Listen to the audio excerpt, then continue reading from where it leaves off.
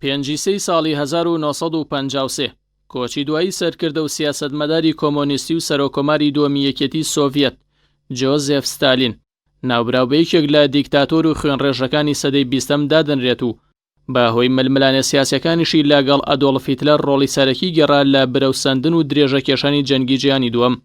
ستالین بیری لینین و شوعەتی بەرەو ئیستیبداد و خوێنڕێژی برد و توندڕەویەکانی ناوبراو بوو وای کرد کە کۆمارەکانی یەکێتی سۆڤیەت لە ساڵی 1992 هەرس بهێنن و ئەو یەکێتیە هەڵبوەشێتەوە.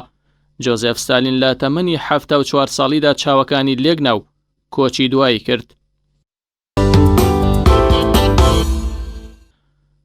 پێنجی ساڵی 1991 دەستپێک و سەرەتای ڕاپەڕین و خۆخوتارکردن لە ژێر دەستەی ڕژێمی بەعز لە شاری ڕانی دەروازەی ڕاپەڕینەوە.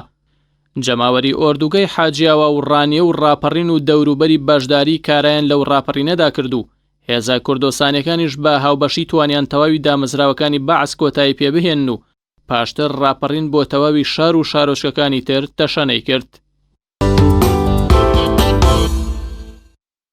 پێنجی ساڵی 2008 تیرۆرکردنی ڕۆژنامەنووس و مامۆستای زانکۆ عەبدولستار تاهیر شەریف لەلایەن چەند چەکدارێکی نەناسرا و لە شاری کەرکووک ناوبراو یەکێک بوو لە ئەندامانی بنەماڵی بارزانی و ئەوەش لە دوای ئەوە هات کە چەند بابەت و وتارێکی ڕەخنەئامێزانەی ئاراستەی بنەماڵی ناوبراو کردبوو.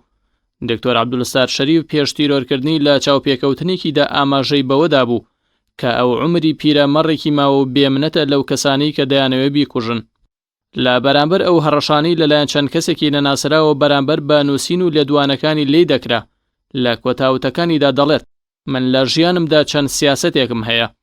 یەکەم بە مەبەز لە کەس ناترسم، دووەم هەمیشە بۆ پێشەوە دەڕۆم و ناگەڕێمەوە، سێم تا ئێستا کۆڵم نەدابێت کۆڵ نادەم و بابم کوژن، چوارەمیش ئەوەی دەیگۆڕمەوە ئامادەم لە بەردەم دادگا هەمووی بسەلمێنم.